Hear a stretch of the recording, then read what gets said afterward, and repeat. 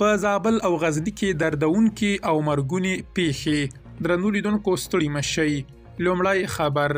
په زابل کې د اسلامي امارت سیمه ایز چارواکي وایي چې د کابل او کندهار پر لویه لار د یو باروړونکي ټیلر او کوچني ګاډي ترمنځ د ټکر له امله 7 کسان مړه شوي او 4 نور ټپیان دي. په زابل کې د اسلامي امارت د امنیه قومندانۍ ویاند وایي چې دغه ترافیکي پیښه پرون غرمه مهال د کابل کندهار پر لویه لار د کلات ښار اړوند پلسنګي سیمه کې د یو باروړونکي ټیلر او یو کوچني ګاډي ترمنځ شوې ده. د زابل د امنیه قومندانۍ ویاند وایي په یاده ترافیکي پیښه کې 4 ښځې او 3 ماشومان مړه شوي او 2 ښځې او 1 نارینه ټپیان دي. د یادې ترافیکي پیښې ټول قربانیان د یوې کورنۍ غړي دي.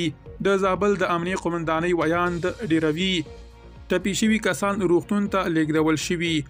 د زابل د امنیه قومندانۍ ویاند ذبیح الله جوهر وایي د بار وړونکي ټیلر ګاډیوان تر پیښې وروسته د تېښتې هڅه کړې خو د اسلامي امارت ځواکونو نیولی دی.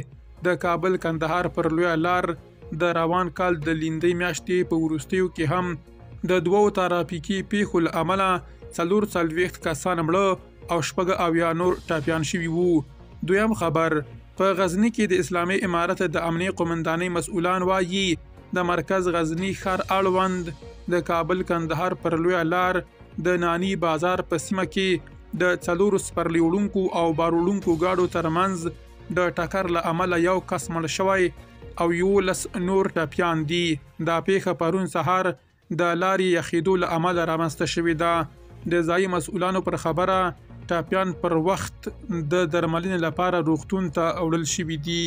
درنو لیدونکو له مالتیا مو مننه.